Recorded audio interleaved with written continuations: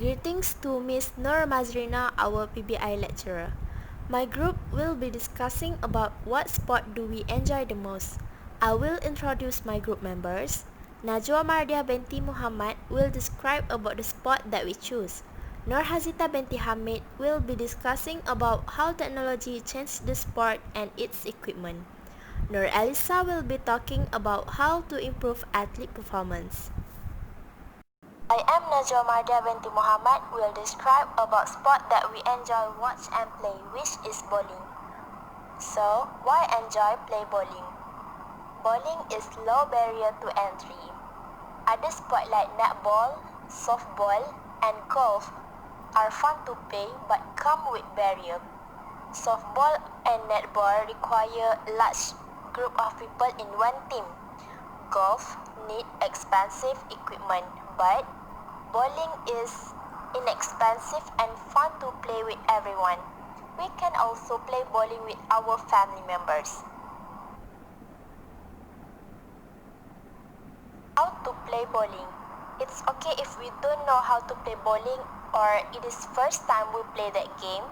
Firstly, make sure pick the right size of ball. Try 4 holes that are just a little larger than our ring size. Don't pick too big or too small holes. Then, if you want to swing the ball, make sure take a deep breath and balance the swing. Lastly, find your speed. For example, if you want to approach the line slow, then start the ball at chest level. If you like to approach fast, start the ball between our thigh and waist. What are the benefits of playing bowling? It is to improve our social life.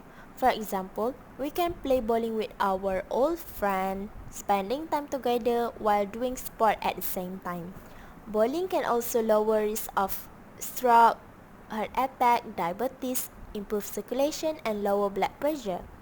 Other than that, bowling also encourages easy methods and can be learned of every generation. Lastly, bowling also helps us to relieve daily stress. Play with other people act as mental stress reliever. Bowling has a long and rich history, and today it is one of the most popular sports in the world. A British anthropologist, Sir Flinders Petrie, discovered in the 1930s a collection of objects in a child's grave in Egypt that appeared to him to be used for a crude form of bowling. If he was correct, then bowling traces its ancestry to 3200 before Christ. Automatic pin spotters were introduced in 1936. Before automatic pin spotters was introduced, bowling alleys employed pin spitters to manually stand up the pins after a bowler knocked them down, clear fallen pins, and roll the ball back along a track between the lanes.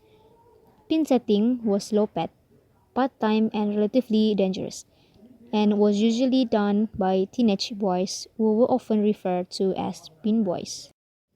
Another important technological change to 10-pin bowling occurred in the 1980s with the introduction of automatic scoring.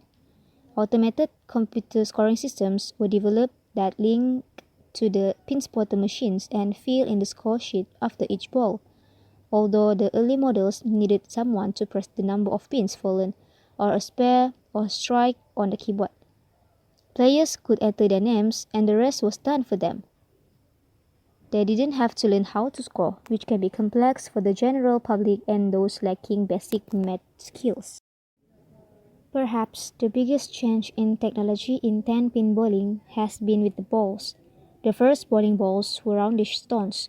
These were replaced by manufactured wooden balls made of a hard wood such as oak or lignum vitae. Both were smaller than modern bowling balls and neither had finger holes. The last technological advancement is the lands themselves. Traditional bowling lands were made of wood consisting of maple and pine woods until synthetic lands were first introduced in 1977. Since then, almost all alleys have converted to the new lands because they are cheaper and easier to maintain. These synthetic lands, combined with advances in land oiling products and patents, give a truer ball roll and higher scores.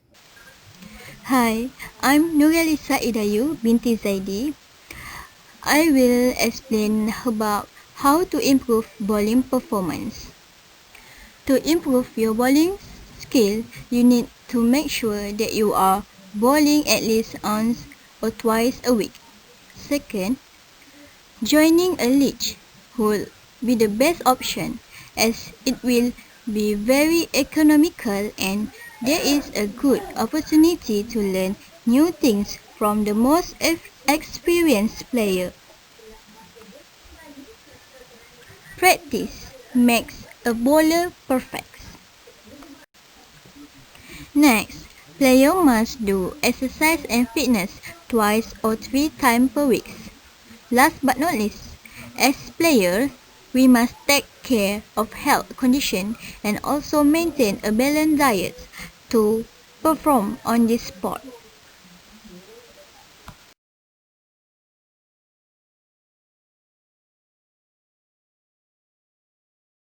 That's all from us. Thank you for listening to our presentation.